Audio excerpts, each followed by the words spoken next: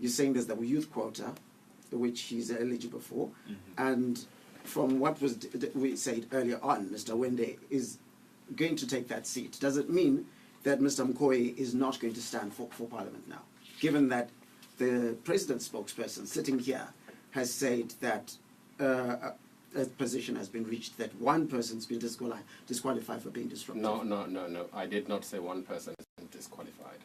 I said that after the determination that the elections had failed 3 times, and that as a result of that, the appropriate structure determined that it would be pointless to try again, and therefore one candidate was remaining.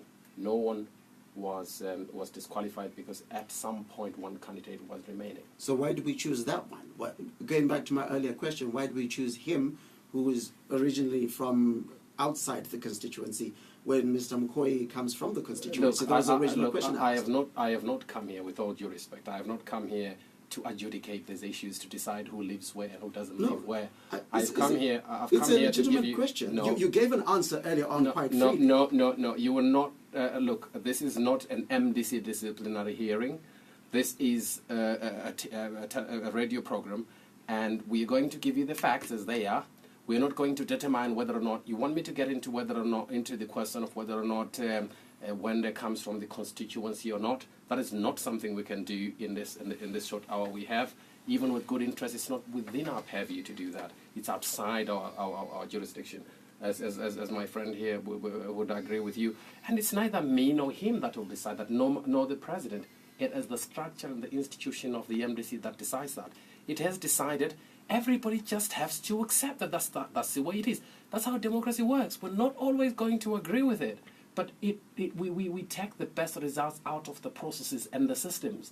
We don't have to agree with all the results. Not all the 500 or so candidates that are standing for the MDC agree with the President of the MDC.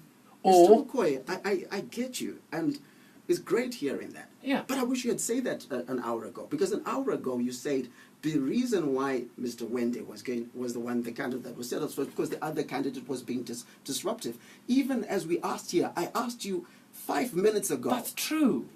And now you're saying no.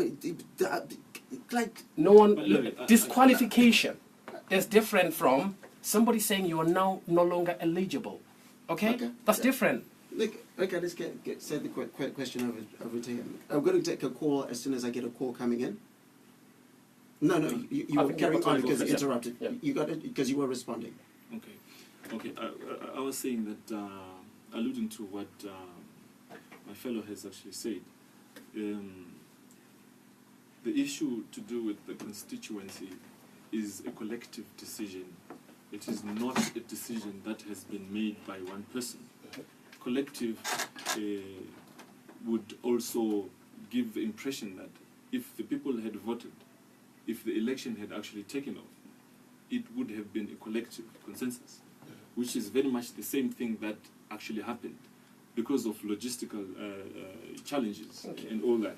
So now, having somebody taking the position of being the candidate to represent the constituency, it does not mean that therefore equals to Mukoyi expelled or Mukoyi being sidelined or everything. There are even better and more bigger responsibilities that he's been entrusted to by the system, by the leadership. Let's get this call.